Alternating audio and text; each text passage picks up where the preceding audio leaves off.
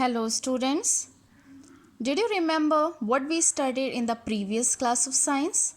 Yes, we studied about the characteristics of living things. And what were they? That they grow, they feel and react, they need food and water, and they breathe. Now, we will study about the rest of the characteristics. The fifth one is living things move. All living things move from one place to other in the search of food and shelter.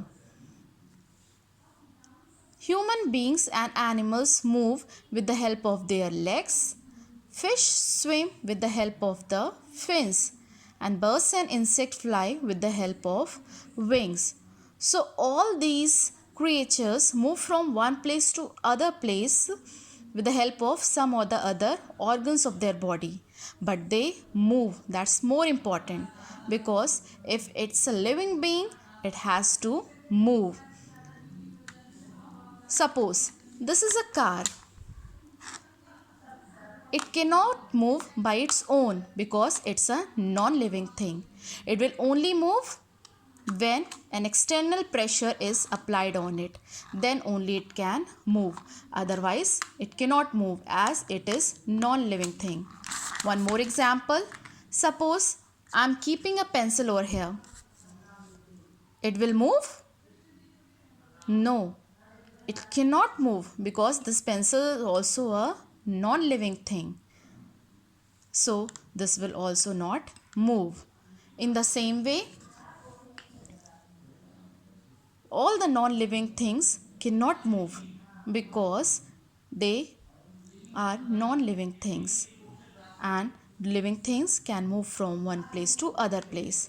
Though we studied that plants cannot show the movement, but some plants show little movement. For example, touch me not. If we touch the leaves, what will happen? Yes, if we touch the leaves of touch me not, it will close its leaves. In the same way, sunflower. Sunflower moves in the direction of the sun. So it also shows a little movement. So living things move. Now, next characteristics. Living things reproduce. All living things reproduce young ones like themselves. This is called reproduction. Birds lay eggs from which nestling comes out. Plant grow from seeds. Animal give birth to young ones. For example, egg. This is an egg, and a baby snake is here which has come out from this egg. In the same way, if we sow a seed, what will happen? It will turn into a seedling. So it also reproduces. Now, if I keep this toy here, it can reproduce? No, because it's a non-living thing. Non-living thing cannot reproduce of its own kind. So, living things can only reproduce. Does a pencil give birth to a small pencil? Thus, this pencil can give birth to a small pencil? No, because it's a non-living thing. Now, seventh point, living things become old and die. All living things live for a definite time. Each living organism follows a definite life cycle. At the end of their life cycle, they die. For example, the lifespan of human being is around 60 to 70 years, and after that, they grow old and die. The lifespan of a dog is about 10 to 12 years, and after that, they also die. What about this toy? It will die? No, because this is a toy. It's a non-living thing. It will not die. What about this cup? It will die? No, because it's also a non-living thing. It will not become old, neither it will die.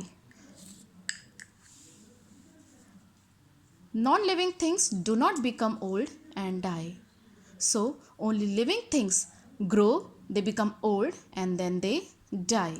So, all these were the qualities or the characteristics of living things. Now, what were they? Living things grow, Living things need water and food. Living things feel and react. Living things breathe. Living things move. Living things reproduce. And last one, living things become old and die. So all these were the characteristics of living things. Hope the chapter is clear to you. See you in the next class. Thank you.